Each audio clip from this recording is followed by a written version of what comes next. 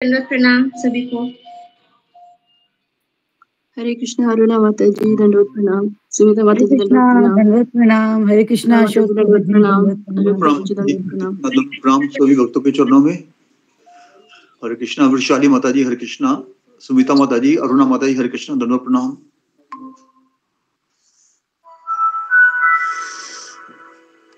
हरे कृष्णा पूजा माता जी दंडवत प्रणाम।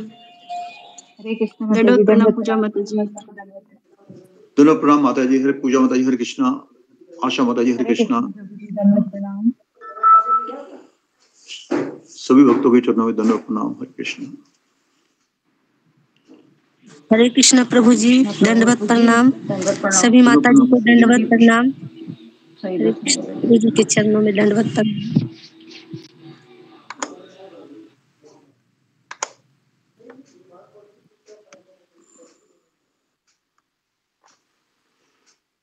हरे कृष्णा दंडवत प्रणाम सभी भक्तों को।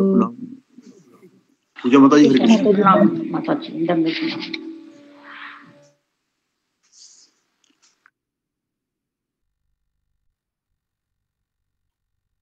शुरू करो प्रभु जी। जी माता जी। ओम अज्ञानतिमिरान्धस्य ज्ञानाञ्जनशलाकया चक्षुरुन्मीलितं येन तस्मै श्रीगुरुवे नमः। नमो विष्णुपादाय कृष्णप्रेष्ठाय भूतले श्रीमते भक्तिवेदान्त स्वामिनिति नामिने। नमस्ते सारस्वते देवे गौरवाणी प्रचारिणे निर्विशेष शून्यवादी पाश्चात्य देशतारिणे। जय श्री कृष्ण चैतन्य प्रभु नित्यानंद श्री अद्वैत गदाधर श्रीवासादि गौर भक्त वृंद। हरे कृष्ण कृष्ण कृष्ण हरे हरे, हरे राम राम राम हरे हरे। श्री गुरु चरण पद्मा केवल भक्ति सद्मा। श्री गुरु चरण पद्मा केवल भक्ति सद्मा। बंदो मुई सावधान मते जहर प्रसादे भाई विभव तोरिया जाय। जहर प्रसादे भाई विभव तोरिया जाय। कृष्ण प्राप्ति हो जहाँ होते, कृष्ण प्राप्ति हो जहाँ होते, कृष्ण प्राप्ति हो जहाँ होते। गुरुमुख पद्म वाक्य चित्ते कोरिया क्या। आरना कोरी हो मने आशा, आरना कोरी हो मने आशा। श्री गुरु चरणे रति ऐसे उत्तम गति। श्री गुरु चरणे रति ऐसे उत्तम गति। जे प्रसाद पूरे सर्व आशा, जे प्रसाद पूरे सर्व आशा।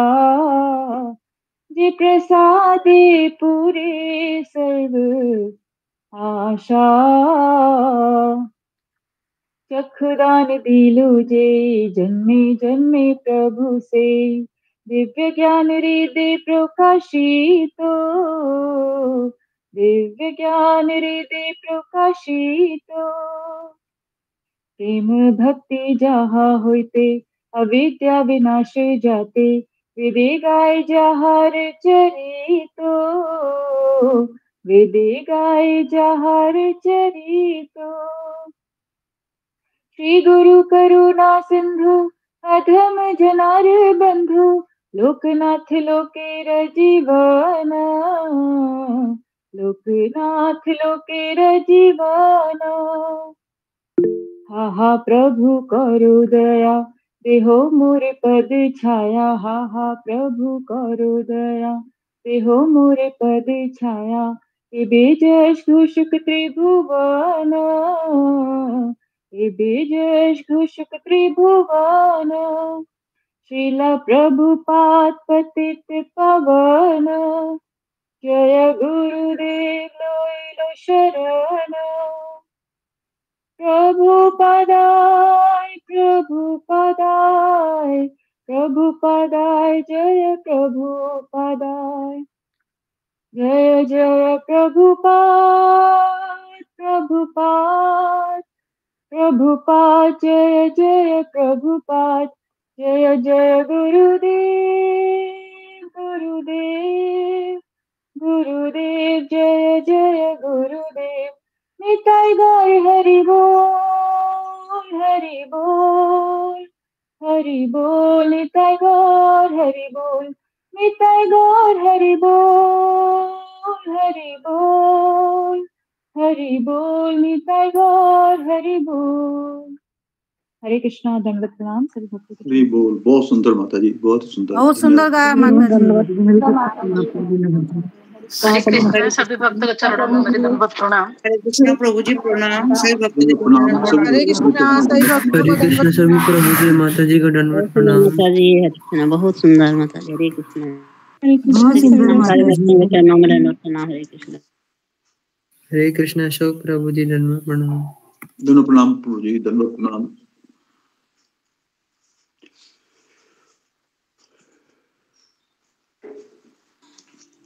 हरे कृष्णा अशोक चोला प्रभु जी, दंडवत प्रणाम, हरे कृष्णा। मेरा माता जी, हरे कृष्णा, दंडवत प्रणाम मेरा माता जी। सेहत, हरे कृष्णा प्रभु जी, मेरा सेहत बहुत खराब है, थोड़ा सा भक्तों लोग से प्रार्थना करिए, आप लोग सब विनती कीजिए, मेरा तबीयत बीमारी तो मेरा फिर हो गया। हरे कृष्णा गुरु जी, दंडवत प्रणाम। हरे कृष्णा, हरे कृष्णा।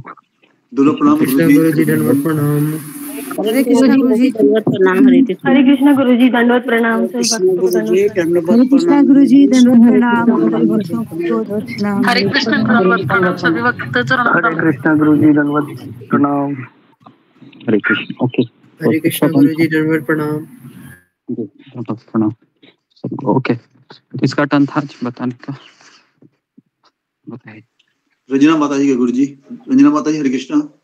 कृष्णा, हरे कृष्णा प्रभु जी, दंडवत प्रणाम आपके चरणों में जी। प्रभु जी आपके चरणों में कोटि कोटि दंडवत प्रणाम, से भक्त के चरणों में दंडवत प्रणाम। हरे कृष्णा, हरे कृष्णा, हरे कृष्णा प्रभु जी आपके चरणों में दंडवत प्रणाम। आप प्रभु जी मैं बताती हूँ जो मुझे समझ में आया और मैं जानती मेरा अंदर से ज्ञान में सदा मैं तस्मै श्री गुरुवे नमः। नमो विष्णुपादाय कृष्णपृष्ठाय बुद्धे श्रीमते भक्ति वेदांत। नमो जय श्री कृष्ण चैतन्य प्रभु नित्यानंद श्री अद्वैत गदाधर श्री वासादि गौर भक्तवृंदा करोति वाचालं पंगुं लंघयते गिरिं श्रीगुरुचरितार्णं प्रणमानंद श्री चैतन्य शुभारि ओम तत्सत्।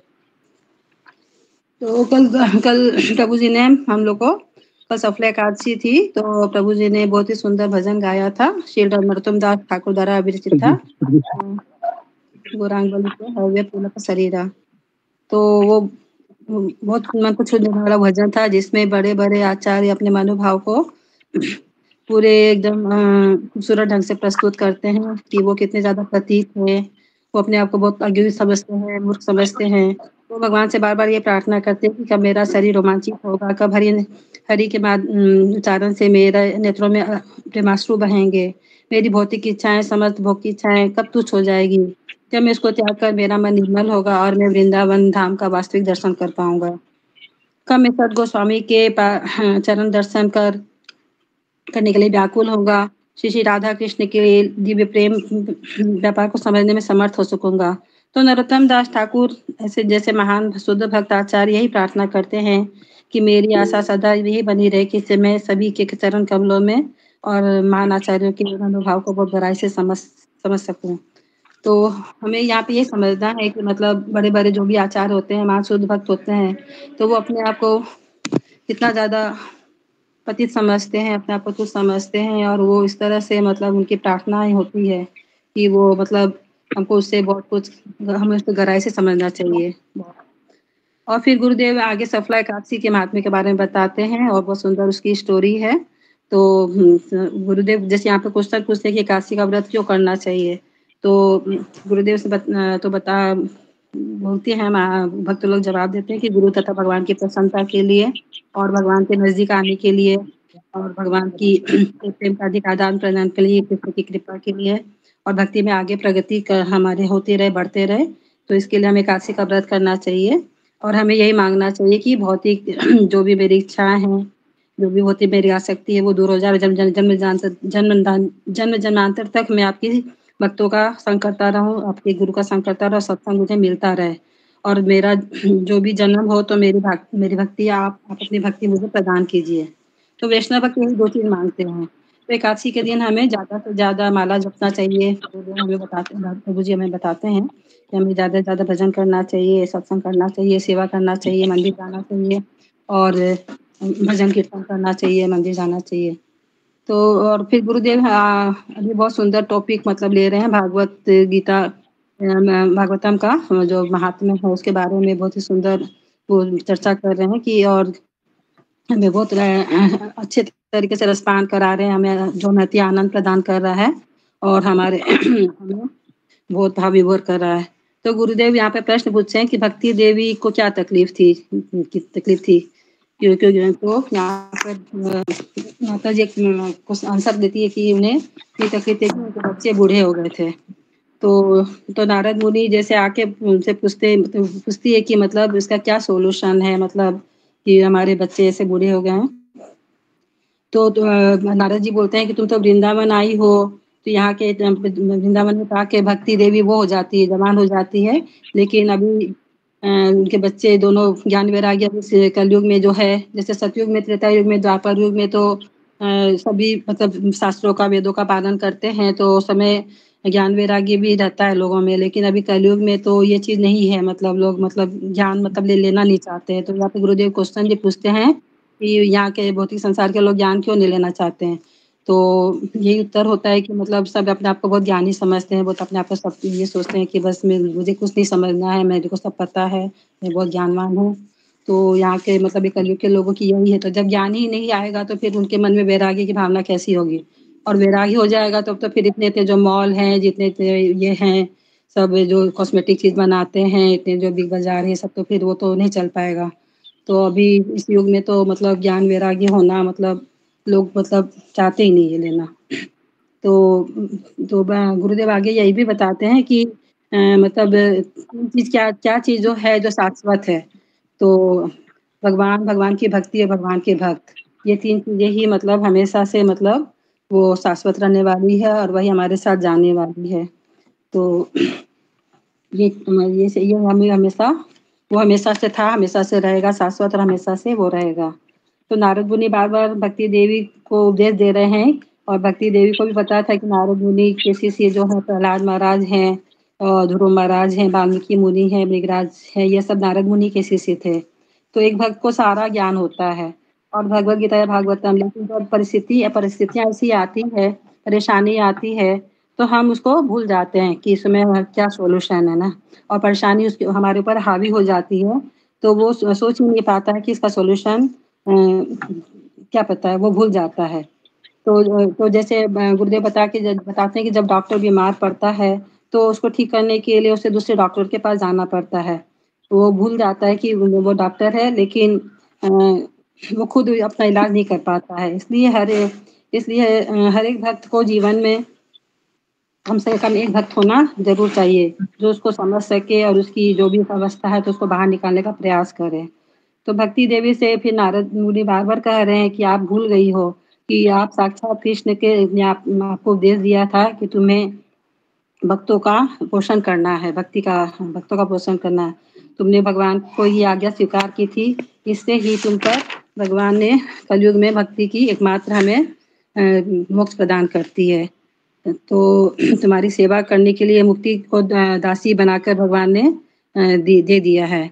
तो भगवान कृष्ण मुक्ति से वो भक्ति की सेवा करने के लिए कहते हैं। इसलिए जिसके पास भक्ति है, जिसने गुरु का शरण लिया है, भगवान का शरण लिया है तन मन धन से, तो वो पहले से ही मुक्त आत्मा है।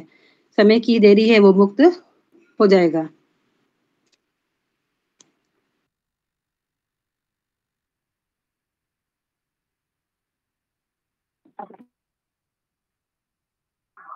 बहुत सुंदर हरी बोल माता जी, बहुत सुंदर, बहुत सुंदर। सुंदर माता जी, बहुत अच्छा, बहुत सुंदर। हरे कृष्णा गुरु जी, दंडवत प्रणाम। सभी भक्तों को दंडवत प्रणाम।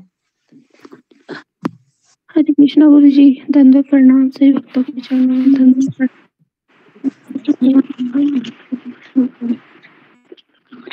हरे कृष्ण गुरु जी, दंडवत प्रणाम। हरे कृष्ण गुरु जी, दंडवत प्रणाम। सभी भक्तों को दंडवत प्रणाम। हरे कृष्णा गुरु जी, दंडवत प्रणाम। हरे कृष्णा प्रभु जी, दंडवत प्रणाम। हरे कृष्णा माता जी, दंडवत प्रणाम। हरे कृष्ण। तो हरे कृष्णा गुरु जी, दंडवत प्रणाम। सभी भक्तों को दंडवत प्रणाम। हरे कृष्ण प्रभु जी, दंडवत प्रणाम। हरे कृष्ण गुरु जी, दंडवत प्रणाम। सभी भक्तों के चरणों में दंडवत प्रणाम। हरे कृष्ण। ओके, सब लोग माइक को बंद कीजिए।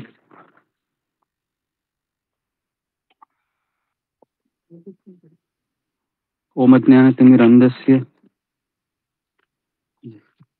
ज्ञानाञ्जन शलाकया चक्षुरुन्मीलितं तस्मै श्री गुरवे नमः।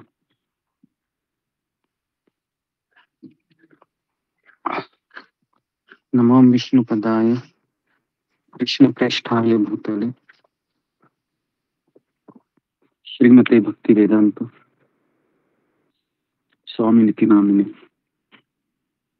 नमस्ते सरस्वती देवे गौरवाणी प्रचारिणी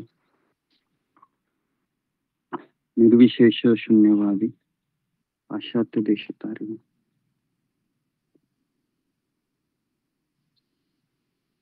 नतस्तु दीनबंधु जगतपते गोपेश गोपिका कांत राधा कांता नमोस्तुते। तप्त कांचन गौरांगी राधे वृंदावनेश्वरी। वृषभानुसुते देवी प्रणमामि हरिप्रिये। जय श्री कृष्ण चैतन्य प्रभु नित्यानंद श्री अद्वैत गदाधर श्रीवासादि गौर भक्तवृंद। हरे कृष्णा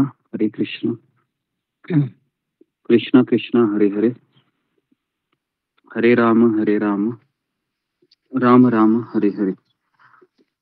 नारायणं नमस्कृत्यं नरं चैव नरोत्तमं देवीं सरस्वती व्यासं जया नष्टप्रायेषु भद्रेषु नित्यं भागवत सेवया भगवतीरुत्तम श्लोके भक्तिरभवति नैष्टिकी। कृष्णाय वासुदेवाय देवकी नंदनाय च नंदगोपकुमाराय गोविंदाय नमो नमः। मुखं करोति वाचालं पंगुं लंघयते गिरिं यत्कृपातमं वन्दे श्री गुरु दीनतारिणम्।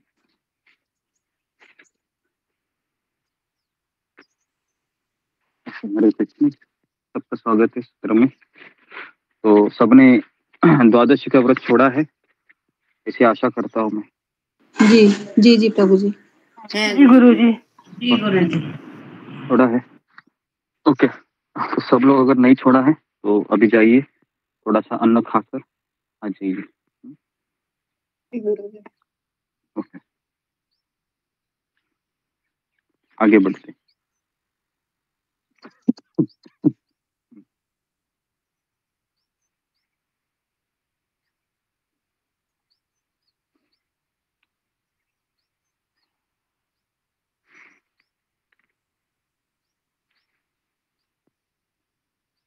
तो आज हम तीसरे अध्याय के ऊपर चर्चा करेंगे। तो हमने 2 अध्याय पे चर्चा की है। ये 2 अध्याय आपको कैसे लगे? अच्छे लगे? समझ में आ रहा है? बहुत अच्छे लगे गुरु जी, बहुत महात्मा के। बहुत अच्छा लगा। तो अभी हम भागवत के तीसरे अध्याय में प्रवेश करते हैं। तो आज का विषय है कि भक्ति के कष्ट की निवृत्ति। तो आज का विषय बहुत इंपॉर्टेंट है हम सबके लिए, क्योंकि हम सब लोग चाहते हैं कि मेरी भक्ति बहुत अच्छी हो। हम चाहते हैं कि मेरी भक्ति में कोई बाधा ना आए। तो आज मैं राधानाथ महाराज का प्रवचन सुन रहा था, परम पूज्य राधानाथ स्वामी महाराज जो हमारे गुरुदेव है, हम सबके गुरुदेव वही है। तो उनका ऐसा कहना था कि ये बाधाएं खत्म हो करना है, तो उन्होंने कहा कि एक ही चीज करना है। उन्होंने कहा कि कृष्ण चाहते हैं कि हम उनको समर्पण करें, और फिर वो कहते हैं कि जब आप समर्पण करते हैं तो आपके सारे कष्ट की निवृत्ति होती है।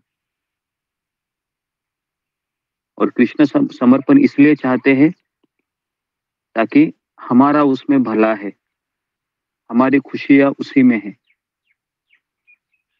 लेकिन 3 गुणों के प्रभाव से हम इसको समझ नहीं पाते हैं कि समर्पण में भलाई नहीं है, बहुत दुख है। तो ये मुझे शब्द राधानाथ स्वामी महाराज के बहुत अच्छे लगे। तो आप भी इस विचारों में चिंतन कीजिए। तो आगे बढ़ते हैं। तो आगे बढ़ने से पहले हम परम करुणामयी श्रील प्रभुपाद के चरणों में कोटि कोटि प्रणाम करते हैं। संपूर्ण गुरु शिष्य परंपरा के आशीर्वाद की कामना करते हैं और गुरुदेव के चरणों में बारंबार प्रणाम करके हम कथा को शुरुआत करते हैं, क्योंकि उनकी कृपा के बिना मैं कुछ आपको बोल भी पाऊंगा तो आपके हृदय में वो प्रवेश नहीं करेगा। तो उनकी कृपा होना बहुत जरूरी है। तो आगे बढ़ते हैं। तो नारद जी अभी आगे कहते हैं कि अब मैं भक्ति, ज्ञान और वैराग्य को स्थापित करने के लिए प्रयत्न पूर्वक सुखदेव जी के कहे हुए भागवत शास्त्र की कथा द्वारा यहाँ पर ज्ञान यज्ञ करूंगा। आवाज मेरा आ रहा है? सबको क्लियर आ रहा है या टूट टूट के आ रहा है? आ रहा है ना जी। तो आज मैं पहली बार ये ब्लूटूथ लगाकर प्रवचन दे रहा हूँ, इसके लिए मुझे पता नहीं है। मैं एक प्रयोग करके देखता हूँ, अगर आपको आवाज आ रहा है तो इसी से काम चलाऊंगा। तो नारद जी कहते हैं कि भक्ति, ज्ञान और वैराग्य इसको स्थापित करने के लिए आज हम यज्ञ करेंगे, उसको कहते हैं ज्ञान यज्ञ। तो हम सभी लोग यहाँ पर रोज एक साथ आते हैं और कौन सा यज्ञ करते हैं? ज्ञान यज्ञ, ज्ञान यज्ञ करते हैं, बराबर है। लेकिन इसमें हमको आहुति देनी पड़ती है, बराबर है। हर यज्ञ में एक आहुति देनी पड़ती है ना।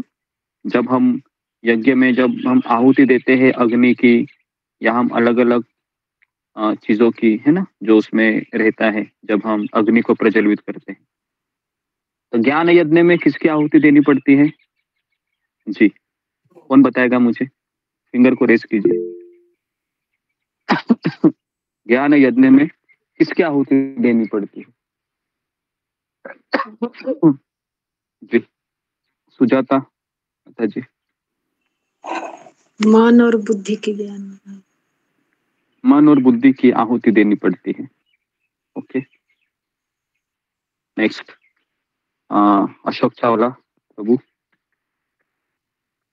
जी। गुरुदेव, जैसे माता जी ने कहा, इसके अलावा अपने अहम की आहुति देनी, अहम की आहुति देनी पड़ती है। ओके, नेक्स्ट वृषाली तक।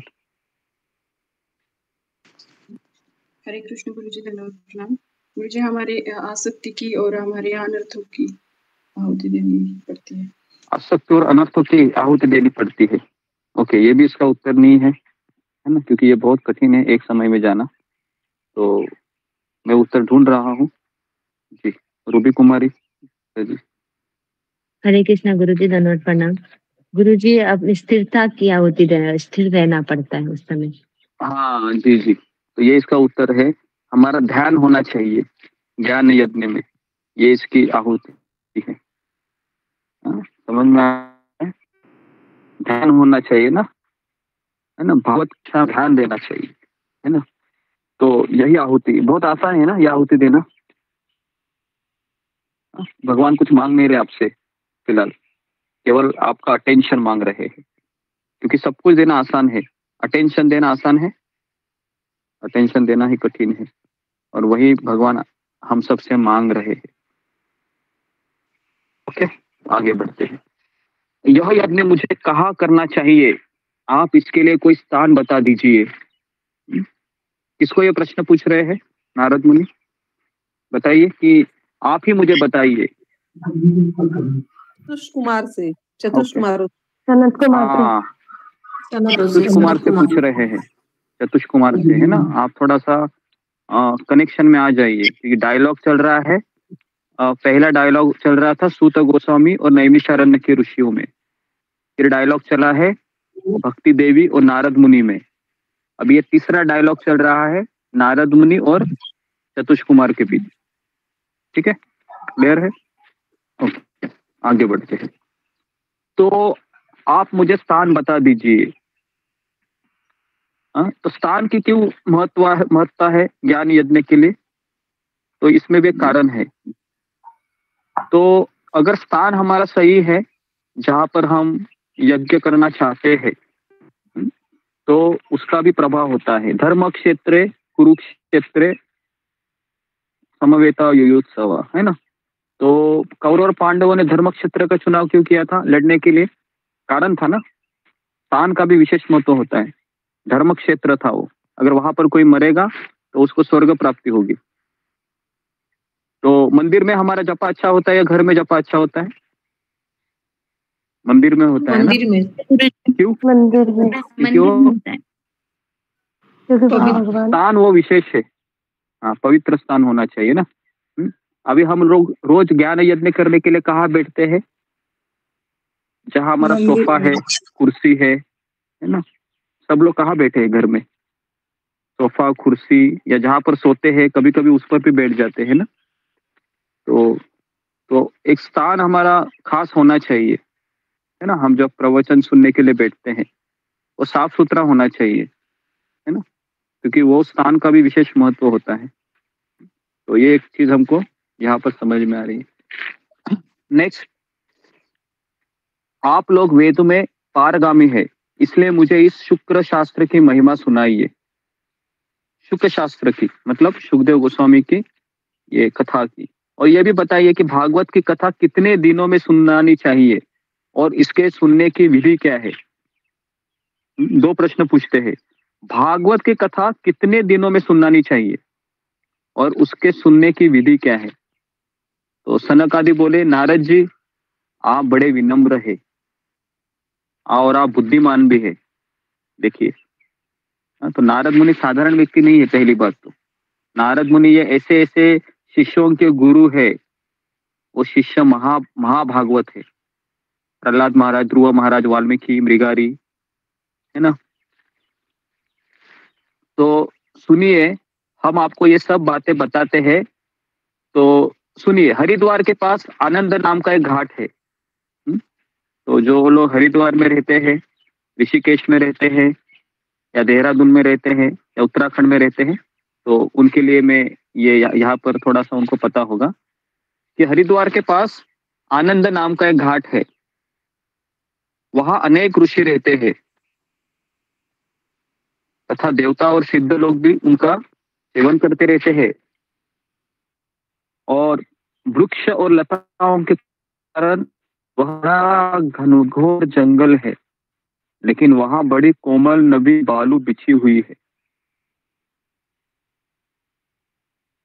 तो हाँ आया करती है। थी आदि परस्पर विरोधी लोगों के चित्त में भी वैर भाव नहीं आता है।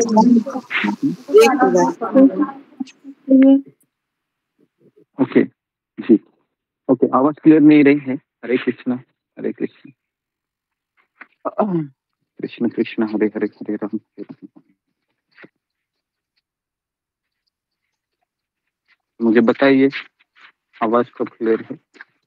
हरे कृष्ण, हरे कृष्ण, कृष्ण हरे अभी आ रही गुरुजी, राम राम। क्लियर है। आवाज आ रही है?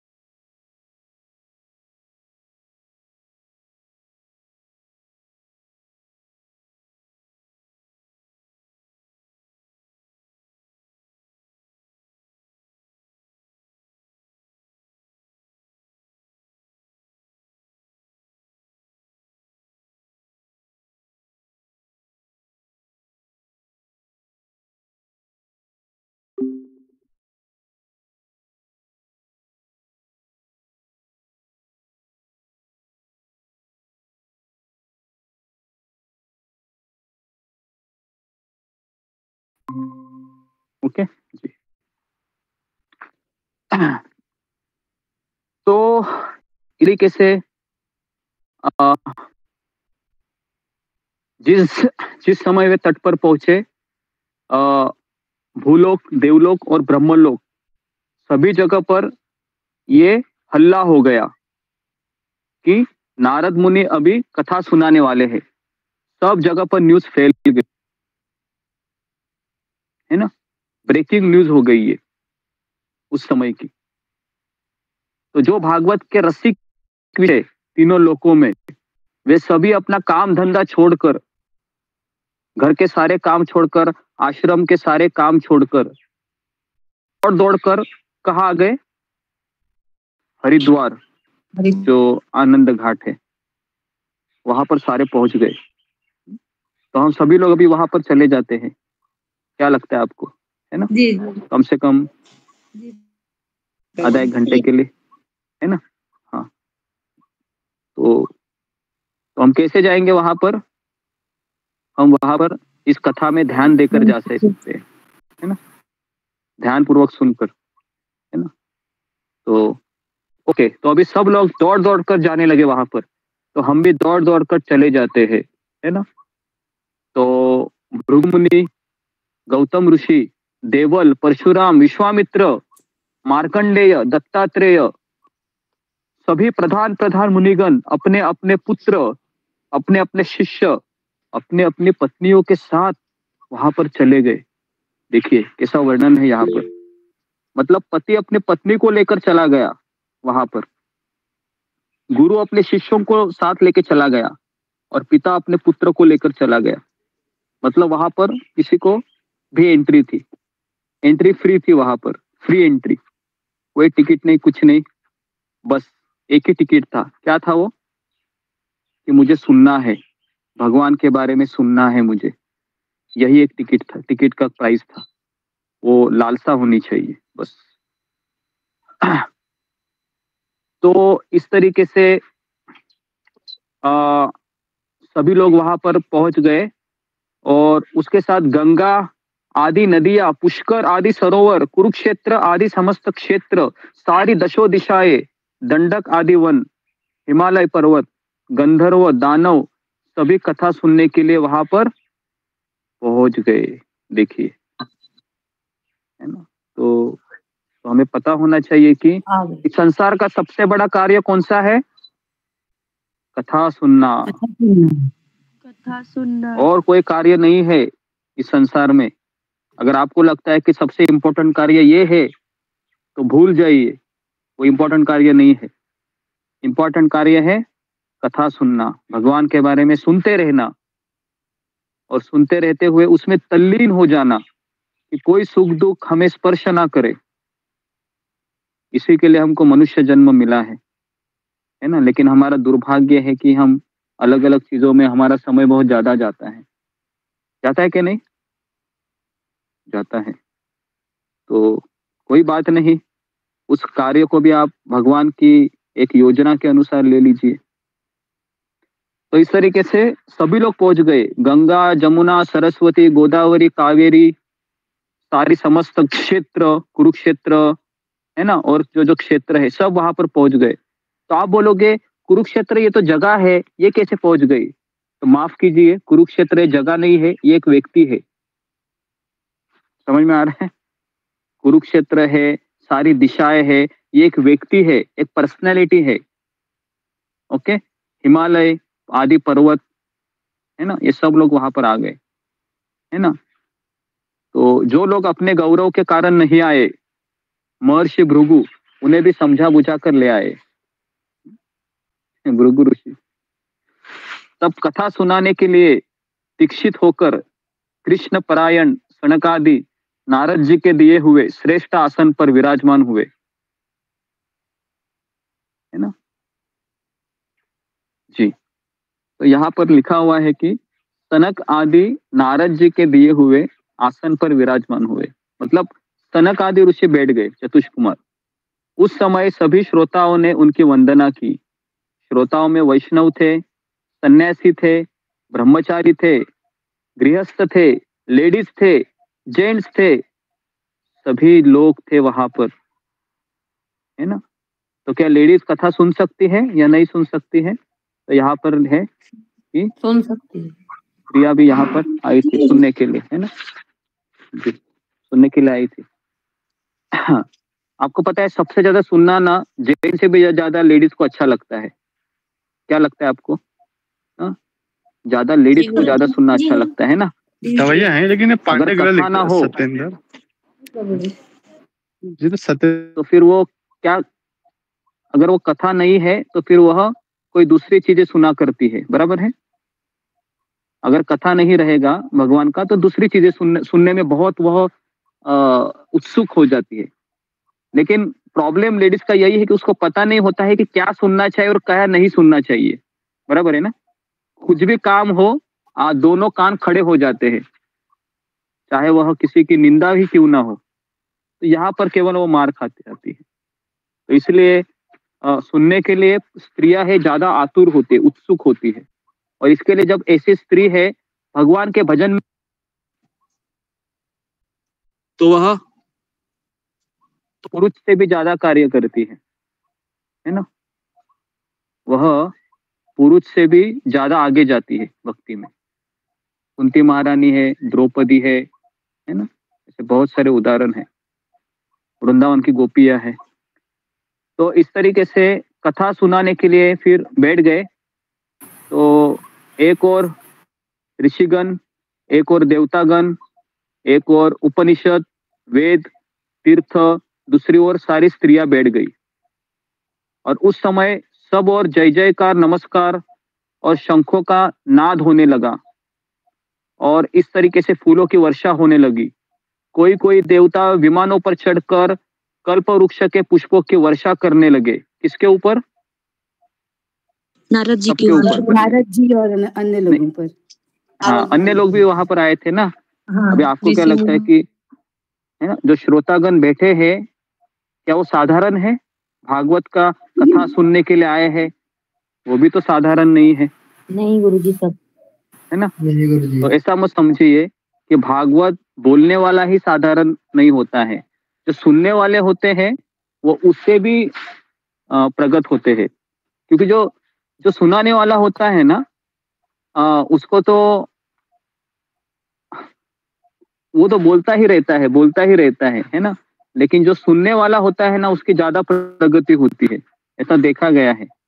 भागवत बोलने वाले से भी जो भागवत सुनता है ना उसकी ज्यादा प्रगति होती है, क्योंकि उसका ध्यान बराबर होता है। और जो बोलने वाला है वो अलग अलग विषयों के बारे में उसको आगे आगे बढ़ते रहना होता है ना। जैसा मैं मेरा केस बताता हूँ कि मैं तो कथा बोल के मैं समाप्त करके मैं फिर लॉग आउट हो जाता हूँ।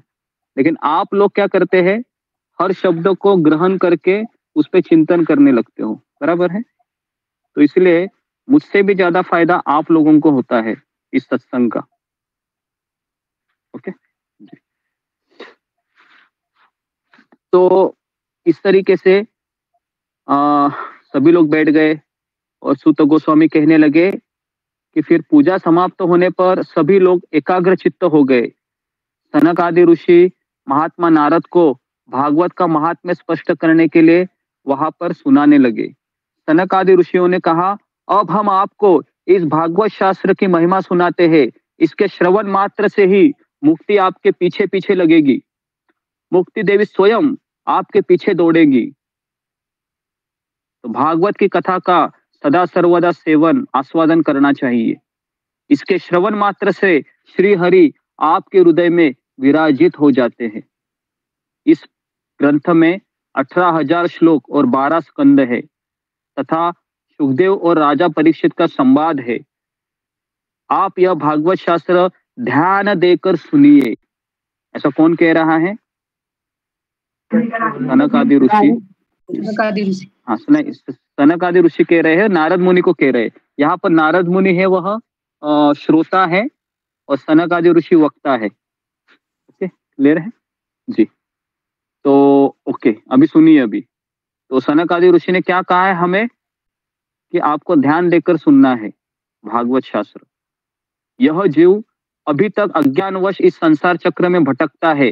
जब तक क्षण भर के लिए भी उसके कानों में भागवत की कथा नहीं पड़ती है बहुत से शास्त्र और पुराण सुनने से क्या लाभ, इससे तो व्यर्थ का भ्रम बढ़ता है। तो यहाँ पर सनकादि ऋषि है कि आप बहुत शास्त्र मत पढ़िए, पुराणों मत पढ़िए, शिव पुराण, विष्णु पुराण, देवी पुराण, अग्नि पुराण, ऐसे कितने पुराण है? 18 पुराण है, 18 पुराण है। तो सनकादि ऋषि कह रहे हैं कि आप इसको मत पढ़िए 18 पुराण, आप भ्रमित हो जाओगे। तो मुझे एक भक्त मिला था, वो मुझे कह रहा था कि शिव पुराण में शिव जी की महिमा बताई है और आप कृष्ण कृष्ण करते हुए रहते हैं, तो क्या शिव पुराण झूठ बोलता है? मैंने उनको यही कहा कि सारे पुराण ये 3 गुणों के भीतर होते हैं, लेकिन भागवत है वह 3 गुणों से परे है। इसके लिए पुराणों में शिव जी की महिमा बताई गई है, लेकिन भागवत में कृष्ण की महिमा बताई गई है। अगर आपको 3 गुणों के अधीन रहना है तो आप शिव पुराण पढ़ लीजिए, शिव जी की पूजा कर लीजिए, लेकिन आप 3 गुणों के ऊपर जाना है, भागवत पढ़िए। ओके, तो इसके लिए हमको पुराण पढ़कर कई लोग भ्रमित होते हैं। कई लोग, भारत में तो इतने लोग ये अलग अलग शास्त्र पढ़ते हैं, 4 वेद, उपनिषद और ये सब पढ़ के माथा इतना खराब करते हैं, उनको पता ही नहीं चलता है कि मैं किसकी भक्ति करूं, भ्रमित हो जाते हैं, है ना। तो इसलिए एक बार श्रील प्रभुपाद जी के पास 2 पंडित आए थे, याद है मैंने बताया था स्टोरी, है ना। तो प्रभुपाद ने कहा था कि जी, तो शिष्य ने बहुत तारीफ किया था उनका, प्रभुपाद जी पता है ये कौन है? ये पंडित है, 108 उपनिषद पढ़े हैं इन्होंने, 18 पुराण पढ़े हैं, 4 वेद पढ़े हैं। प्रभुपाद ने कहा अच्छा, बहुत अच्छा है, बताइए फिर आप कि भगवान कौन है करके। बहुत सिंपल क्वेश्चन पूछा उनको, भगवान कौन है करके। तो ये दोनों एक दूसरे की तरफ देखने लगे और कहने लगे कि स्वामी जी, ये भगवान तत्व है ना, ये बहुत भ्रमित करने वाला है, ये एक छोटा विषय नहीं है, बहुत लंबा विषय है, इसलिए हम आपको इस प्रश्न का उत्तर देने में समर्थ नहीं है। तो प्रभुपाद ने क्या कहा, ठीक है ठीक है, हाँ थोड़ा सा रुक जाइए। और वहां पर एक गुरुकुल का बच्चा खेल रहा था, तो प्रभुपाद ने अपने शिष्यों को कहा जाओ जरा गुरुकुल के बच्चे को बुला के लेके आओ। तो बच्चा आता है और प्रभुपाद जी है, वहां पर एक गुलाब जामुन का बोतल होता है और प्रभुपाद जी एक हाथ से गुलाब जामुन उठाते हैं और बच्चे को लगता है कि मेरा भविष्य बहुत उज्जवल है ना। तो प्रभुपाद जी ने पूछा उसको प्रश्न कि बताओ बेटे भगवान कौन है। तो उसके आंखों में देखा कि प्रभुपाद जी ने इतना सिंपल प्रश्न पूछा है और उसका उत्तर भी अगर मैं दूंगा तो मुझे गुलाब जामुन मिलेगा, भगवान का प्रसाद मिलेगा। तो गुरुकुल का बच्चा उत्तर देता है कि कृष्ण पूर्ण पुरुषोत्तम भगवान है। प्रभुपाद की आंखें चमक जाती है, प्रभुपाद जी ताली बजाने लगते हैं, उसको गुलाब जामुन देके वो चला जाता है और वो 2 पंडित है एक दूसरे की तरफ देखते हैं और स्वामी जी कहते हैं कि हमारे इस्कॉन में एक छोटा सा बच्चा भी ये जानता है कि भगवान कौन है। आप दोनों ने इतना सब पढ़ा है, 108 उपनिषद, 18 पुराण, आपको तो पता ही नहीं है। तो फिर उन्होंने कहा लेकिन स्वामी जी ये बच्चा ये नहीं जानता है कि कृष्ण भगवान कैसे है। प्रभुपाद क्या बोले, वे तो स्वयं कृष्ण भी नहीं जानते हैं कि वो भगवान कैसे है। तो इसके लिए उस विषय को छोड़ दो आप। तो ये प्रभुपाद जी थे, है ना। श्रील प्रभुपाद की जय, है ना। गुरु जी इसका मतलब ये हुआ कि पुराण भ्रमित करने के लिए लिखे गए हैं। अगर भ्रमित करना था पुराण लिखे गए हैं, क्योंकि हमको भ्रमित इच्छाएं थी ना, इसके लिए वो पुराण लिखे गए हैं। हमारी इच्छाएं शुद्ध भक्ति की थी क्या? हम यहाँ पर क्यों आए हैं? मजा करने के लिए ना। तो कंफ्यूज थे, हम कंफ्यूज हैं। वो तो हाँ दूसरे युग थे, देख पवित्र युग थे। जी जी हाँ। तो इसका उत्तर ये है कि मैंने बताया था आपको कि अगर किसी को पशु जीवन में अगर उठना है आगे, तो वेदों में किसका रचना गया है? स्वर्ग प्राप्ति है, कर्मकांड करने के लिए कहा गया है ना। तो ये जितने भी पुराने हैं उसमें यही लिखा गया है, मैक्सिमम 90% ये लिखा गया है कि आप स्वर्ग प्राप्ति कैसे करोगे, आपके जीवन में सुख शांति कैसे मिलेगी, जिसके लिए बुद्ध जीव यही चाहता है। और केवल माइन्यूट एकदम 5% 2% भक्ति के विषय में महिमा है पुराणों में। तो इसके लिए मैक्सिमम लोग भक्ति करने के लिए थोड़ी पुराण पढ़ते हैं। किसके लिए पढ़ते हैं पुराण? ताकि उनकी इच्छाएं पूरी हो जाए। समझ में आ रहा है आपको? तो इसके लिए वो पुराण लिखी गई है ना। तो पुराण ये भ्रमित करने के लिए नहीं लिखी है, लोगों की भ्रमित इच्छाएं है ना, तो उसको शास्त्रों के सम्मत होनी चाहिए वो, तो इसके लिए वह लिखी गई है पुराने। ओके, 18 पुराण है। तो अगर आप किसी ने पुराण पढ़ा है हमारे ग्रुप में, कोई पुराण, किसी ने ग्रुप पुराण पढ़ा है? ओके, प्रतिभा कुमारी ने पढ़ा है। ओके जी, तो आप लोगों ने पुराण पढ़ा है। तो कहीं पर भी ऐसा वर्णन आया है कि कृष्ण की भक्ति करो? नहीं, कहीं पर भी ऐसा वर्णन नहीं है कि अगर आप पुराण पढ़ोगे तो वहां पर स्वर्ग जाने का रास्ता बताएंगे, वो आपकी सुख शांति कैसे दूर हो, सुख शांति कैसे आए वो बताएंगे, दुख कैसे दूर हो वो बताएंगे। क्या हमें ये सब चाहिए? क्या हमें ये सब नहीं चाहिए, तो इसलिए हम पुराण नहीं पढ़ते हैं। ठीक है, इसका मतलब ये हुआ कि भौतिक जीवन कैसे जीना है, इसके लिए पुराण में गाइडलाइंस हैं। हाँ, पुराणों में मतलब आपकी इच्छाएं है वो सैंक्शन कैसे हो, सकाम कर्म के बारे में बताया है। सकाम कर्म, कर्मकांड, देवी देवताओं की भक्ति, ये सब पुराणों में आपको मिलेगा। ओके, धन्यवाद धन्यवाद। तो इतना सब बताने के बाद अभी जी, तो 18,000 श्लोक है, 12 स्कंद है, और अभी आप भागवत शास्त्र ध्यान देकर सुनिए। तो अभी हम भागवत का पाठ करने जा रहे हैं, भागवत में एंट्री कर रहे हैं एक तरीके से। सुनिए, ये सुनने लायक है। अगर आप ध्यान देकर, जितना ध्यान देकर सुनेंगे ना, आपके हृदय में एक ऐसी तरंग उमड़ेगी दिव्य आनंद की, है ना, आप उसको इमेजिन नहीं कर पाओगे। अगर जितना प्रतिशत हमारा ध्यान रहेगा, ध्यान नहीं है तो केवल कानों का एंटरटेन होगा, कानों का मालिश होगा। ओके, उसको मनोरंजन कहते हैं, पता है आपको? मनोरंजन मतलब कानों की मालिश होगी, अच्छा लगा, अच्छा लगा, लेकिन हृदय में प्रवेश नहीं करेगा। तो हमें भागवत इसके लिए नहीं सुनना है। भागवत हमें इसलिए सुनना है ताकि मैं कृष्ण से नजदीक जाऊं। ओके, तो यह जीव अभी तक अज्ञानवश इस संसार चक्र में भटकता है। जब तक क्षण भर के लिए भी कानों से इस भागवत की कथा नहीं पढ़ती और ये पुराण है वो व्यर्थ का भ्रम बढ़ाते हैं। मुक्ति देने के लिए एकमात्र ही शास्त्र है, वो है भागवत पुराण। जिस घर में नित्य प्रति भागवत की कथा होती है वह घर तीर्थ बन जाता है। Very very important. जिस घर में भागवत पढ़ी जाती है वो घर घर नहीं है, क्या है? तीर्थ है ना। तो अगर आप आपके घर में भागवत सुन रहे हैं, पढ़ रहे हैं, तो आपका घर क्या है? तीर्थ है, तीर्थ। okay? हाँ, तो इस तरीके से जो लोग उसमें रहते हैं उनके सारे पाप नष्ट हो जाते हैं, सारे पाप नष्ट हो जाते हैं। इसका माइक चालू है, ये आप माइक का जरा ध्यान देखिए। ऋतुपूर्णा माता जी, आपका माइक बहुत बार चालू बंद हो रहा है, कैमरा ऑन करके बैठो। तो इस तरीके से पुराण है ना, भागवतम की तो पुराण नहीं आता ना। हाँ, लेकिन भागवत अमल पुराण है। अमल पुराण का अर्थ है इसमें कोई मन नहीं है, 3 गुणों से ऊपर है।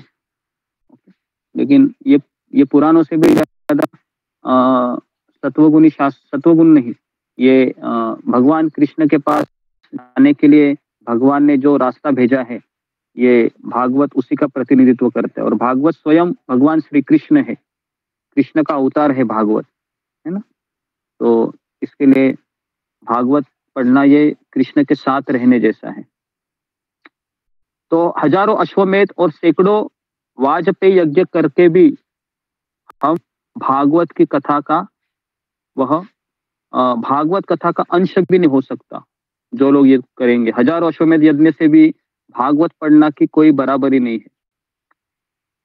और जब लोग अच्छी तरह भागवत का श्रवण नहीं करते तो उनके शरीर में पाप निवास करते हैं। इसको भी आप लिख लीजिए। जब तक लोग अच्छी तरह भागवत का श्रवण नहीं करते हैं तभी तक उनके शरीर में सारे पाप निवास करते रहेंगे। फल की दृष्टि से इस शुक्ल शास्त्र, इस भागवत की क्षमता गंगा, गया, काशी, पुष्कर या प्रयाग कोई भी तीर्थ भी नहीं कर सकता। Very very important. अगर आप सोचेंगे कि मुझे गया जाना है, काशी जाना है, पुष्कर जाना है, प्रयाग जाना है ताकि मेरे पाप धो जाए, तो यहाँ पर सनक आदि ऋषि कहते हैं कि भागवत पढ़ने का बराबरी है या भागवत सुनने की बराबरी है, ये तीर्थ भी नहीं कर सकते। देखो क्या महिमा है भागवत की। यदि आपकी परम गति की इच्छा है तो अपने मुख से ही भागवत के आधे अथवा चौथाई श्लोक का नित्य पूर्वक पाठ कीजिए। ओके, तो अगर आपको परम गति की इच्छा है तो आपके अपने मुख से आप भागवत ले लीजिए, कम से कम आधा श्लोक या चौथाई श्लोक नित्य पूर्वक पाठ कीजिए। ओके, गायत्री, तीन वेद, ओम नमो भगवते वासुदेवाय, 12 मूर्ति वाले सूर्य भगवान, प्रयाग, काल, ब्राह्मण, अग्निहोत्र, द्वादशी तिथि, तुलसी, वसंत ऋतु और भगवान पुरुषोत्तम, इन सब में बुद्धिमान लोग वस्तुतः कोई अंतर नहीं मानते हैं। जो पुरुष भागवत शास्त्र का पाठ करता है उसके करोड़ों जन्मों के पाप नष्ट हो जाते हैं। ओके, तो जो व्यक्ति रोज भागवत का आधा श्लोक पढ़ता है उसे राजसूय यज्ञ करने का फल मिल जाता है। ओके, आधा श्लोक, देखो कितना महिमा है। जो व्यक्ति भागवत का नित्य पाठ करता है, भगवान का चिंतन करता है, तुलसी को सींचता है, गौओं की सेवा करना, ये चारों समान है। तो भागवत का पाठ करना, उसके बाद इन्होंने कहा है कि गाय की सेवा करना, फिर तुलसी को पानी देना, ये सब भागवत का श्रवण करने के समान है। ओके,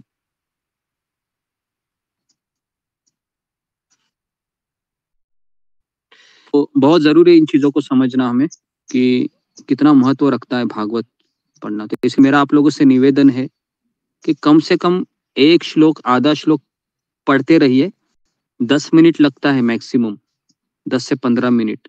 किसी के पास भागवत नहीं है तो आप ऑनलाइन मंगवा लीजिए। अमेज़न में भागवत का पहला स्कंद मिलता है, 350-400 रुपए के आसपास है उसका प्राइस, आप ले लीजिए। देखो, इसके लिए पैसा खर्चा कीजिए, है ना, नहीं तो फिर पैसा अलग चीजों में खर्चे हो जाते हैं हमारे।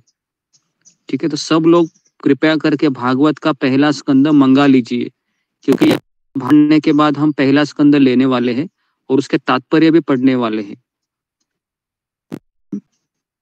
तो इसलिए आप भागवत का पहला स्कंद खरीद लीजिए।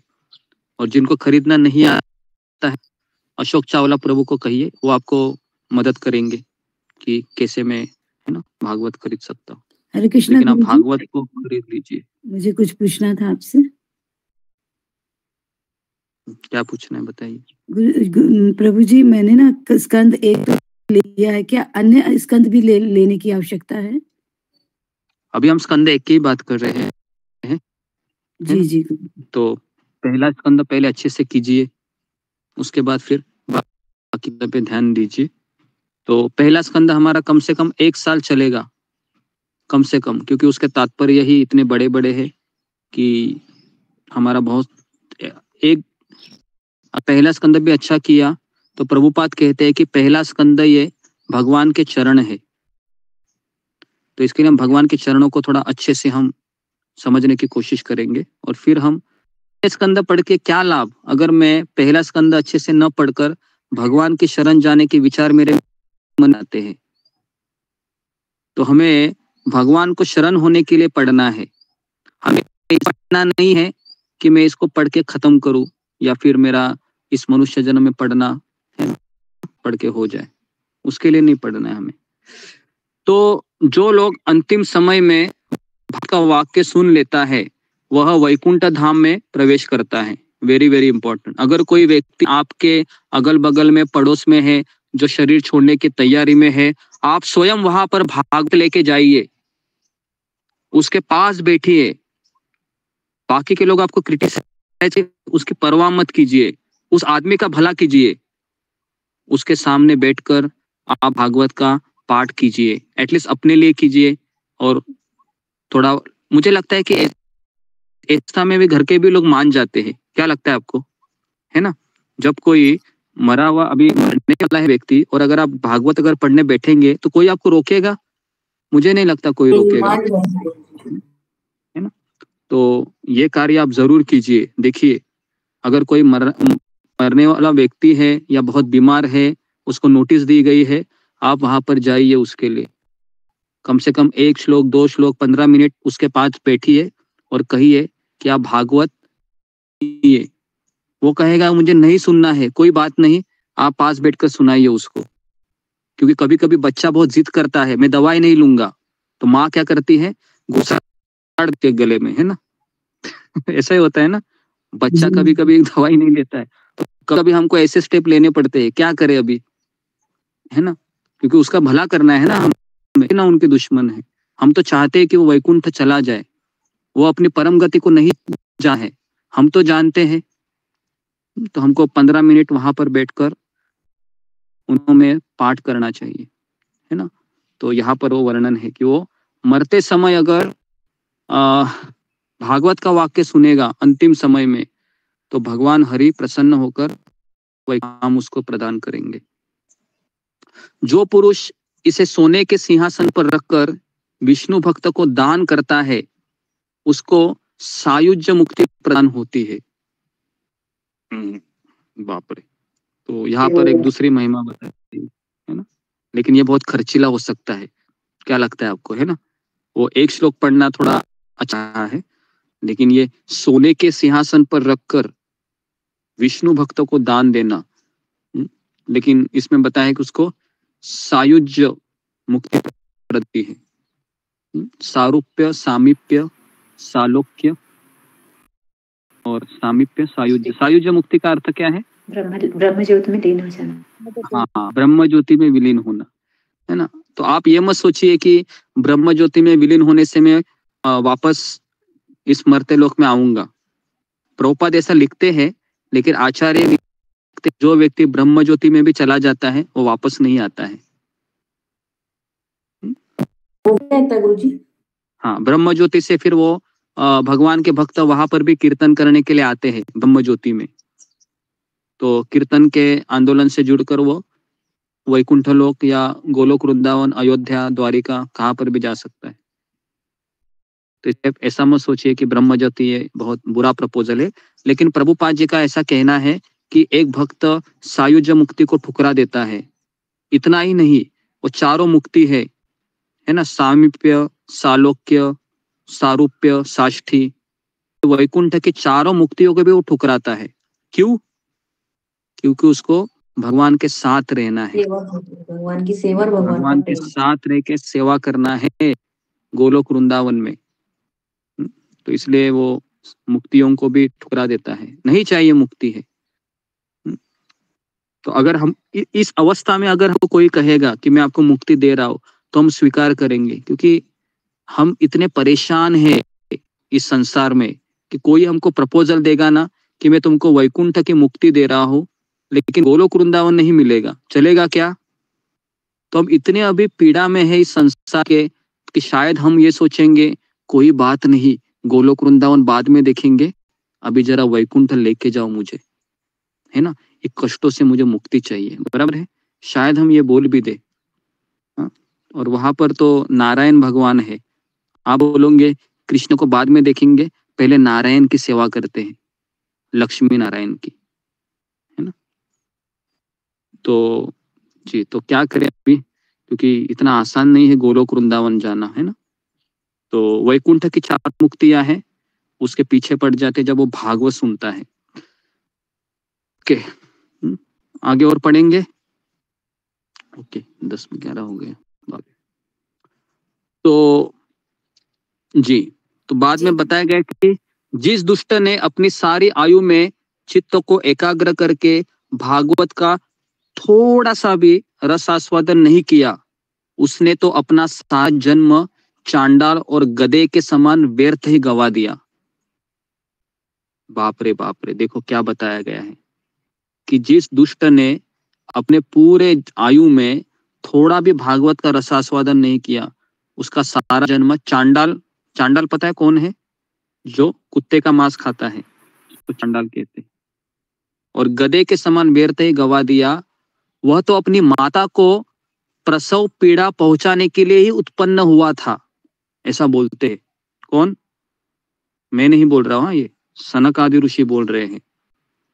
वो क्या बोल रहे हैं कि वो पता है क्यों जन्मा है, ताकि अपनी जो माँ को जो लेबर पेन होता है ना, वो लेबर पेन देने के लिए वो उत्पन्न हुआ है, यहां तक बोलते हैं, है ना। अभी आप बोलोगे कि इतना कठोर क्यों बोल रहे हैं ये, जी कौन मुझे बताएगा? ये इतना कठोर क्यों बोल रहे हैं? फिंगर को रेज कीजिए, इतना कठोर क्यों बोलते हैं जी। ओके जी, प्रतिभा कुमारी।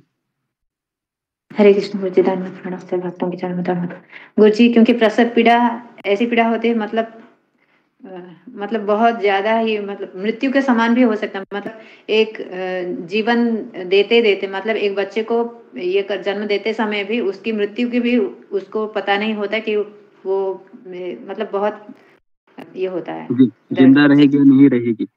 हाँ, दूसरा जन्म होता है गुरु जी, दूसरा जन्म होता है। ओके, तो बेसिक जी, नहीं, मेरा ये शब्द है कि शास्त्र इतना कठोर क्यों बोलती है, ये मेरा सवाल है। मैं ये नहीं बोल रहा हूँ कि इतना कठोर क्यों शास्त्र बोलती है, ये मेरा है जी। प्रीति अग्रवाल। हरे कृष्णा गुरु जी, दंडवत प्रणाम। गुरु जी, वो इसलिए कह रहे हैं क्योंकि जो मानव जीवन है बहुत दुर्लभ है, बहुत मुश्किल से मानव जीवन मिलता है, और वो भगवान की भक्ति के लिए, श्रवण के लिए मिलता है। अगर कोई व्यक्ति जन्म लेकर के भी भागवत का श्रवण नहीं कर रहा है, तो उससे जन्म लेने का लाभ ही क्या, उसका फायदा ही क्या है। वो जस्ट मतलब फिर एग्जांपल दिया कि जस्ट जो उसके पैदा होने से कुछ हुआ ही नहीं, जस्ट ये हुआ कि उसकी मदर को पेन हुआ, और इसके अलावा और कुछ भी उसके जन्म लेने से कुछ भी चेंज नहीं आया उसके खुद के जीवन में भी और दूसरों के जीवन में भी। ओके, मैं इसको ऐसा देख रहा हूँ कि कभी कभी बच्चे को है ना कि मीठा मीठा बात है ना, वो पचता नहीं है, बराबर है, तो माँ उसको मारती है ताकि वो सुधर जाए। होता है ऐसा, कभी कभी बच्चा है वो मीठा बात से सुनता नहीं है, तो माँ उसको एक लगा देती है तमाचा, भले वो रोता है, डर से है ना। हाँ, तो फिर उसको रोने के फिर वो समझ जाता है कि ये गलत है। तो इसलिए शास्त्र कहता है कि वो तो माता को वो लेबर पेन देने के लिए जन्मा था केवल, और कुछ नहीं उसका, है ना। जिसने भागवत का थोड़ा सा भी वचन नहीं सुना, वह पापात्मा जीवित रहते हुए भी मुर्दे के समान है। ये भी एक बहुत हेवी लैंग्वेज है ना। जी रहा है, सांस ले रहा है, तीनों टाइम खाना खा रहा है, मजा भी कर रहा है, लेकिन वह मुर्दे के समान है, जिंदा लाश कह सकते उसको, है ना। तो ऐसे कितने लोग हैं कलयुग में? 700 करोड़ 99% बहुत लोग हैं। तो इस तरीके से ये है ना। तो पृथ्वी के भार स्वरूप उस पशुतुल्य मनुष्य का धिक्कार है, जो स्वर्गलोक में देवताओं में प्रधान इंद्र आदि कहा करते हैं। तो ये अध्याय थोड़ा सा महिमा के बारे में, इसके लिए कल हम इसको कंप्लीट करेंगे, तो मैं इसको कंप्लीट नहीं कर रहा हूँ आज। तो कल हम ये चौथा अध्याय ही लेंगे। सॉरी, चौथा या तीसरा है? तीसरा है, तीसरा अध्याय। तो ओके, और मैं और एक 2-3 श्लोक में सुना रहा हूं आपको। संसार में भागवत की कथा का मिलना अवश्य ही कठिन है। जिसने करोड़ों जन्म का पुण्य किया है उसी के भाग्य में भागवत सुनने की लालसा उत्पन्न होती है। Very very important. तो आप सभी लोगों ने करोड़ों जन्म में पुण्य कर्म या सुकृतियों को इकट्ठा किया है, इसके लिए आप सब कुछ छोड़कर 1 घंटा भागवत सुनते हैं, है ना जी। तो मेरा कितना परम सौभाग्य है कि मैं आप लोगों के बीच, है ना, यहाँ पर बैठा हूँ कि ऐसे करोड़ों जन्म के पुण्य संचित किए हुए लोग हैं हमारे साथ। तो बाद में नारद जी कहते हैं कि आप बड़े ही बुद्धिमान हैं, आप प्रयत्न पूर्वक कथा का श्रवण कीजिए। इसे सुनने के लिए दिनों का कोई नियम नहीं है, मतलब कोई मुहूर्त नहीं है, है ना। कोई भी अगर कुछ चीज शुरू करनी है हम क्या करते हैं, कैलेंडर देखते हैं कि नहीं। शादी हो या कोई गृह प्रवेश हो या कुछ भी कार्य हो तो हम कैलेंडर देखते हैं, मुहूर्त देखते हैं, ब्राह्मणों को बुलाते हैं। लेकिन भागवत सुनने के लिए और सुनाने के लिए कोई नियम नहीं है। तो ठीक है, तो इस तरीके से तो 10-15 हो गए, तो यहाँ पर मैं रुकता हूँ। तो कल हम और भागवत की महिमा आपको बताएंगे। किसी का कुछ प्रश्न है? एक प्रश्न हम ले लेते हैं। हरे कृष्ण, धन्यवाद प्रणाम, सभी भक्तों को धन्यवाद प्रणाम। ओके, नमिता साहा। हरे कृष्णा गुरुजी, कोटि कोटि प्रणाम गुरुजी, सभी भक्त को चरणों में कोटि कोटि। गुरुजी, भागवत का महात्मा को जे आप भेज सकते हैं मुझे कृपा करके? समझा नहीं, क्या बता रही हो आप? अब जो आप अभी 2 दिन से 3 दिन से जो भागवत का महात्मा सुना रहे हैं हम लोग को जी, आप वो मने भेज सकते हैं आप? आपके बेटी है ना, आप आपके बेटी को कहो कि मैं आपके ऊपर एक लिंक भेजता हूँ, तो आपके बेटी को खरीदने के लिए कहिए, है ना, ऑनलाइन। तो भागवत महात्मा का किताब आता है, नेट पे मिल जाता है, तो उसको आप अपनी भाषा में या हिंदी भाषा में खरीद लीजिए, है ना। ठीक है, हरे कृष्ण गुरु जी।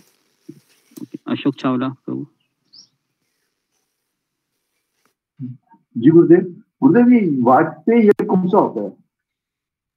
अश्वमेध यज्ञ तो ठीक है, वाजपेयी इसमें लिखा हुआ है। वाजपेयी यज्ञ ये मुझे भी पता नहीं है, वाजपेयी यज्ञ, है ना जी गुरुदेव। नेक्स्ट पद्मा पराशर। हरे कृष्णा गुरुजी, धन्यवाद। गुरुजी, जो भागवतम का स्कंद है वो इस्कॉन सेंटर में भी मिल जाएगा ना? हाँ, इस्कॉन सेंटर में मिलेगा, ऑनलाइन भी मिलेगा।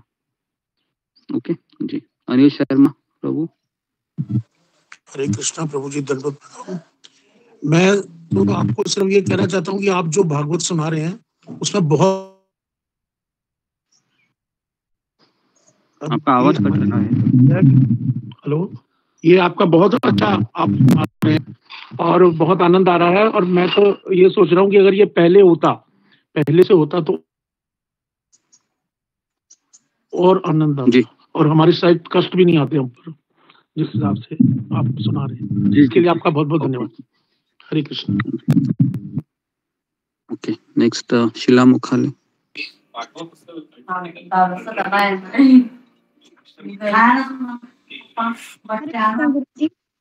नेक्स्ट पंचायत प्रणाम गुरुजी। गुरुजी, मेरा ये प्रश्न था कि जो भागवत सुनने से ही भक्ति जागती है, अगर जो पुराण सुनते हैं उससे कुछ नहीं होता है क्या? उससे आपको भक्ति नहीं मिलती है। भक्ति है शुद्ध भक्त की कृपा से। भागवत और भगवत गीता जैसे जो भक्ति शास्त्र है, 2 प्रकार के शास्त्र होते हैं, धर्म शास्त्र और भक्ति शास्त्र। तो पुराण उपनिषद ये सब धर्म शास्त्र में आते हैं, और भागवत और गीता, चैतन्य चरितामृत, भक्ति रसामृत सिंधु, ये सब भक्ति शास्त्र में आते हैं। तो पुराण पढ़ के हमको भक्ति नहीं मिलती है, पुराण पढ़ के हम और भ्रमित हो जाते हैं। ओके, नेक्स्ट सुधा गुप्ता। हरे कृष्णा प्रभु जी, धन्यवाद प्रणाम, तुमको धन्यवाद प्रणाम। प्रभु जी, जो आप ये भागवत महात्म पढ़ा रहे हैं, क्या ये मुझे मिल सकती है ऑनलाइन? मैंने अभी अभी तो मैंने कहा ना, कितनी बार मैंने कहा ये कि ऑनलाइन आप परचेस कीजिए, है ना, ये मिल जाता है। आजकल ऐसा कोई भी चीज नहीं है कि वो अवेलेबल नहीं है, ऑनलाइन सभी चीजें अवेलेबल है। आप गीता प्रेस के भी किताब खरीद सकते हैं इसके, क्योंकि इस्कॉन में भागवत महात्म्य की किताब नहीं है। जी जी प्रभु जी, फिर लिंक अगर आपके पास है तो कृपया सेंड कर दीजिएगा ग्रुप में। हरे कृष्णा। जी जी, ओके। नेक्स्ट जुम्मा गोराई। हरे कृष्णा गुरुजी, दंडवत प्रणाम। सभी के चरणों में मेरा दंडवत प्रणाम। गुरुजी, यहाँ पे जो भगवत महात्मा है जो बता रहे थे कि आधा या पूरे श्लोक हमें बताना पढ़ना रोज ही है, अच्छे हैं। जैसे अब गीता श्लोक हम एक पढ़ने के लिए कहा है आपने रोज काज में, तो लेकिन ये भी थोड़ा जैसे हमें टाइम नहीं मिलता तो थोड़ा वो जो आप प्रार्थना में बोलते हैं नष्ट प्राय सुभद्र जी, वो भी करे तो थोड़ा बहुत जब टाइम नहीं में चलेगा। जी जी चलेगा, वो भी चलेगा। इसके वो नारायणम नमस्कृत्यम नरम चैव नरोत्तमम है ना, तो ये 2 श्लोक है जो कृष्णाय वासुदेवाय भी है गुरुजी। हाँ जी, कृष्णाय और एक पुराने रोज ही पढ़े तो कोई जब तक नहीं मुंह माने याद रहता तो एक ही रोज पढ़ सकते हैं ना गुरुजी? हाँ पढ़ सकते हैं, ऐसा कुछ नहीं। जी धन्यवाद। नेक्स्ट नीमा जोशी। हरे कृष्ण गुरुजी, धन्यवाद प्रणाम। गुरुजी, मैं ये कह रही थी कि जो बाकी लोग हैं सर, जो भक्त नहीं है, जो मतलब ऐसे उल्टे सीधे काम करते हैं, बहुत सारी चीजें करते हैं, तो गुरुजी वो जन्म लेते रहेंगे मरते रहेंगे, तो कभी ना कभी भगवान ही उनके अंदर कभी ना कभी ऐसी कुछ वो देंगे ना, तभी वो उनकी प्रति आ पाएंगे ना। जो भी वैसे लोग हैं जो बिल्कुल भी नहीं है इस भक्ति में, तो कभी ना कभी भगवान ही उनके कृपा करेंगे तभी वो उनकी तरफ आ पाएंगे, कि वो उनका कैसे उद्धार होगा? कभी ना कभी ऐसा भागवत में एक श्लोक आया है कि अनगिनत बार जन्म मृत्यु के चक्र में पाप करते करते करते करते करते करते किसी एक जन्म में वह भक्त के संपर्क में आता है और उसको अंदर से ऐसा लगता है कि जी अभी मुझे सब बंद करना चाहिए और मुझे एक अच्छा जीवन जीना चाहिए। तो ये कभी ना कभी होता है, लेकिन कभी होगा इसकी कोई गारंटी नहीं है। मतलब उनका भी उद्धार होगा गुरुजी, ऐसा नहीं है कि वो जन्म ही होगा। और गुरुजी एक प्रश्न, गुरुजी जैसे हम भक्ति कर रहे हैं पर उसमें भी हमारे थोड़े बहुत पाप, मतलब वैष्णव वाला पाप नहीं, जैसे सुबह जल्दी नहीं उठ पाना, एक आध चीज और भी जैसे है, तो उसका जो गिल्ट रहता है, पर जब हम उसको छोड़ने कुछ चीजें छूट भी नहीं रही है, जैसे चाय वगैरह है अभी ले रहे हैं, सर्दी इतनी है, तो फिर बाद में उसका पीते लेते, पर बाद में उसका इतना गिल्ट होता है, तो मुझे लगता है कि मेरा फायदा ही क्या है। मतलब जैसे और चीजें हो रही है पर कुछ ऐसे ब्रेक होते हैं तो उसका गिल्ट इतना आता रहता है पर वो छूटती भी नहीं है। जैसे वाहेगुरु मुझे प्रभु थे, उनका जैसा हाल हो जाता है, तो ऐसा लगता है कर भी रहे हैं बट वो चीजें भी कर रहे हैं, तो ऐसा लगता है गुरुजी अभी मुझे लहसुन प्याज छोड़े भी 5-6 महीने हो गए हैं, तो मुझे ऐसा लगता है एक कर रही हूँ रूल, दूसरा वो कर रही हूँ, मतलब वो नहीं छूट रहा, तो उसका मुझे बड़ा गिल्ट रहता है गुरुजी, मैं इसको कैसे वो करूँ? जी प्याज लहसुन छोड़ना बहुत आसान है, चाय कॉफी छोड़ना बहुत कठिन है। तो चाय कॉफी है ये नशे में आता है, तो इसको बंद करने के लिए आप कोई हर्बल टी या फिर कोई ऐसी चाय है जो नशेली नहीं होती है लेकिन उसके जैसा है, उसका स्वाद रहता है, ऐसा कोई ऑप्शन आप देख लीजिए। इस्कॉन मंदिरों में भी ऐसी चाय अवेलेबल होती है या ऑनलाइन भी होती है, तो उसका आप आश्रय लीजिए कुछ समय के लिए। लेकिन जब तक आप ये नहीं छोड़ेगी ये नशे वाली चीज चाय वाली, तक भगवान कृष्ण वह है ना आपको भक्ति का रस प्रदान नहीं करेंगे। तो इसके लिए किसी भी परिस्थिति में थोड़ा प्लानिंग करके 6 महीना 4 महीना 2 महीना में छोड़ दीजिए इसको, है ना। थोड़ा सा तकलीफ होगा लेकिन भविष्य हमारा उज्जवल है। ओके मैं बता दूंगी, मैं पीती हूँ मसाले वाली। जी माता जी, हाँ बताऊंगी माता जी।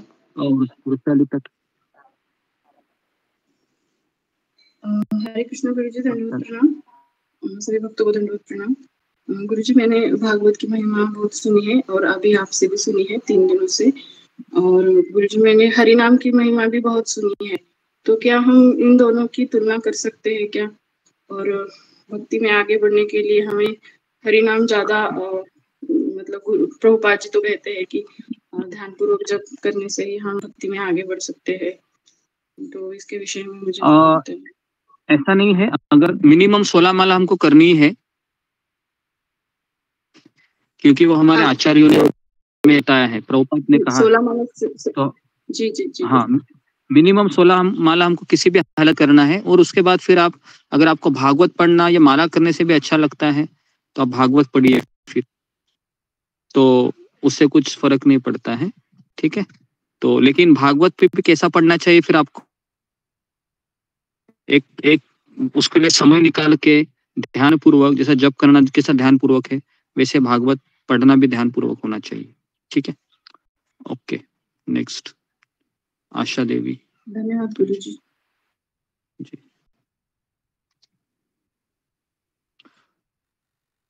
प्रीति अग्रवाल। हरे कृष्ण प्रणाम गुरुजी। मैं ये कहना चाह रही थी। हाँ जी बोलिए आशा देवी। ओके, नेक्स्ट प्रीति अग्रवाल। गुरुजी मेरे दो प्रश्न हैं। एक तो ये कि आप फर्स्ट कैंटो कब शुरू करेंगे पढ़ाना, और दूसरा प्रश्न ये है गुरुजी कि जैसे हमें बहुत से प्रलोभन दिए जाते हैं कि कुछ भी हमें पढ़ना है तो हमें मुक्ति मिलेगी या कष्ट नहीं आएंगे, तो लेकिन हमारा अगर ये भाव है कि हमें भगवान के बारे में और जानना है, मतलब ज्ञान भाव से उसको ज्ञान बढ़ाने के लिए अगर हम उसको पढ़ना चाह रहे हैं, तो या भगवान के हरिनाम में और अधिक हमें रुचि आए, इस भाव से पढ़ना चाह रहे हैं, तो ये भाव सही रहेगा गुरुजी? देखिए मैं वापस कह रहा हूँ, मैं यहाँ पर आपके लिए समय निकाल कर ये भागवत